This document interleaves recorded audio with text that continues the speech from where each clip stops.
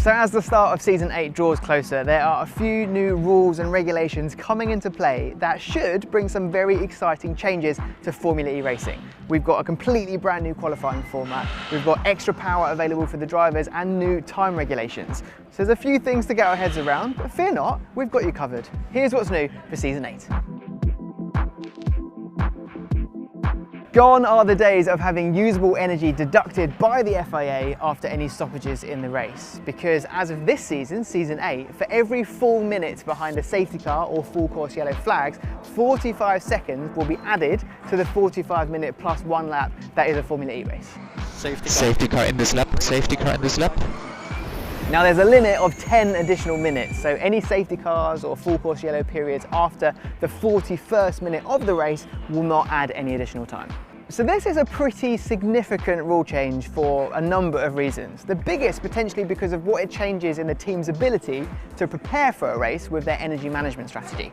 It's safe to say there will be a level of expectation of extra time being added, but how much is completely unknown until the race is well underway. A green flag race isn't too common in Formula E thanks to the nature of the street circuits that are raced on.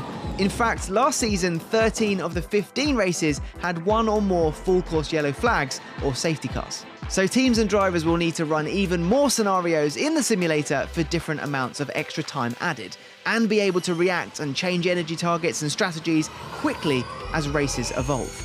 Every percent of energy available can be the difference between victory and falling down the order, and the teams that put the extra prep work in will be greatly rewarded.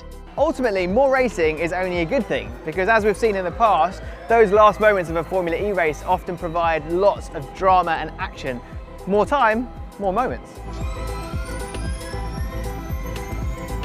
Now, if there's one thing that drivers and fans alike want more of, it's power. And luckily for them, there's more to play with in Season 8, because power in standard race mode has gone up from 200 kilowatts to 220 kilowatts. There's also been an increase in power in attack mode, going from 235 kilowatts to 250 kilowatts. Now you might be thinking, it's the same powertrain and batteries from last season, so why wasn't that extra power available then? Well, battery and powertrain hardware and software is constantly being pushed to its limits in Formula E racing. And with every season, developments are made to be able to push them a little further without risk to durability or safety. A great example of how all that data crunching race in, race out turns into developments in performance, which then finds its way into the road cars via the manufacturers and suppliers. Now, extra power is one thing, but battery capacity hasn't changed. So what that means is that teams and drivers will have to be even better at managing their energy during the race, which is what Formula E is all about. Finally, Season 8 will bring with it a completely new qualifying format.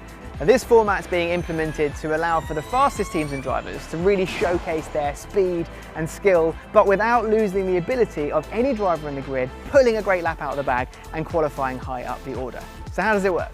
A group stage will see two groups of 11 drivers, the order of which being dictated by odd and even positions in the Drivers' World Championship. These two groups will then have a 12-minute session at 220 kilowatts to set lap times, with the fastest 4 from each group progressing into the duel stage.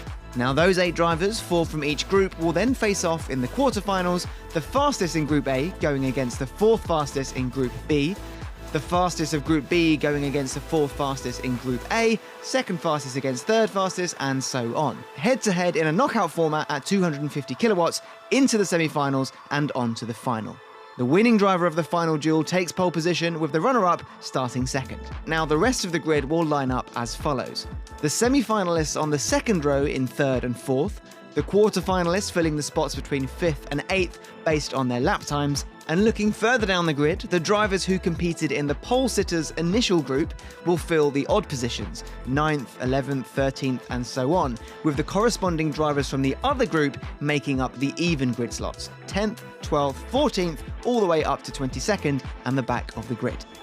It's going to be interesting to see how this pans out, because in the past, qualifying has been extremely influential on any overall title or championship hopes. And this new format aims to keep things competitive, but also lessen any negative impact of doing well in previous races like we've seen in past seasons. Plus, who doesn't love the idea of driver duels every single race day?